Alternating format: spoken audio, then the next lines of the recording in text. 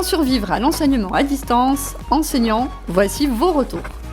Lors de votre participation à l'enquête INCREA, vous nous avez raconté votre vécu pendant le premier confinement. Voici toutes vos idées pour survivre à l'enseignement à distance.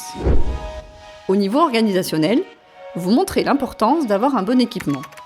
Vous avez besoin d'un ordinateur, d'une bonne connexion Internet et d'un micro-casque. Ça peut sembler évident, et pourtant, pour beaucoup d'entre vous, les freins techniques ont été source de stress. Pour les matières scientifiques, dont les symboles sont assez complexes, vous préconisez l'achat d'une tablette graphique, car vous avez essayé plusieurs techniques sans grand succès. Écrire avec une souris, envoyer les photos de vos schémas réalisés à la main, ou improviser des tableaux accrochés à vos murs que vous avez filmés. Au vu de toutes ces expériences, vous soutenez que la tablette graphique demeure un outil indispensable.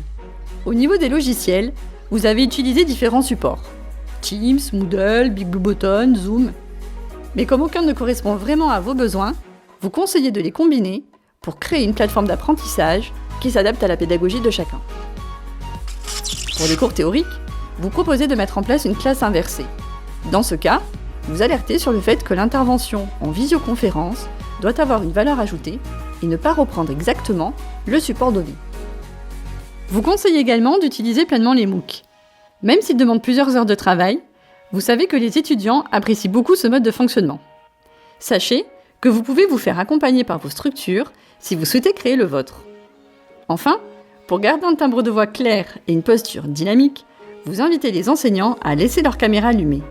Car même si parfois vous avez l'impression de parler à votre ordinateur, laisser votre caméra allumée vous aide à garder votre motivation et votre énergie. Pour ceux qui mettent en place des situations d'apprentissage collaboratives, vous conseillez d'utiliser au maximum les options fournies par les logiciels de visioconférence.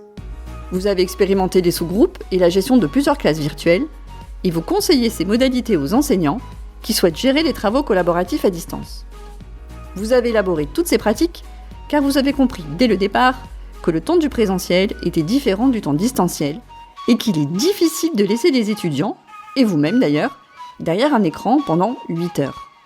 Vous conseillez de faire des pauses plus souvent, toutes les 45 minutes, pour éviter la monotonie et la fatigue. Vous préconisez aussi de rythmer vos séances par des exercices ou des quiz afin de garder au maximum l'attention de vos étudiants. Car en effet, vous savez que vous êtes en concurrence directe avec les plateformes de streaming ou les logiciels de messagerie instantanée. Vous avez d'ailleurs entendu plusieurs fois le bruit caractéristique de leurs notifications. Garder l'attention de vos étudiants est un enjeu majeur pour la réussite de leur apprentissage.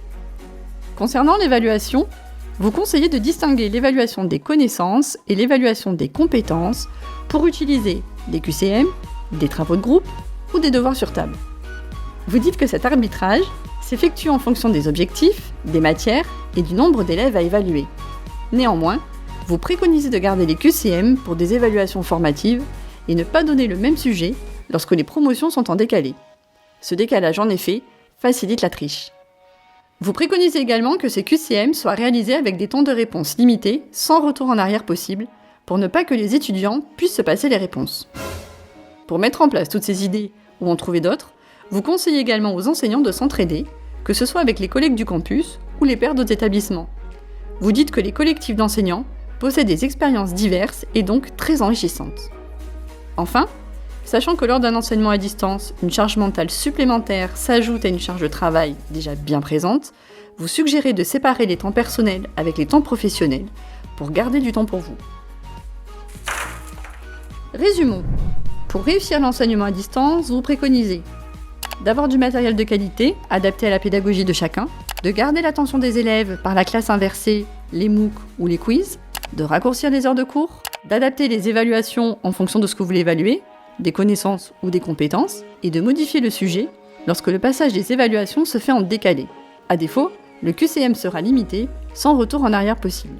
De séparer les temps personnels et professionnels pour prendre soin de vous, de s'appuyer sur les pairs, car comme vous nous l'avez si bien dit, chaque enseignant est une source d'innovation et d'expérience.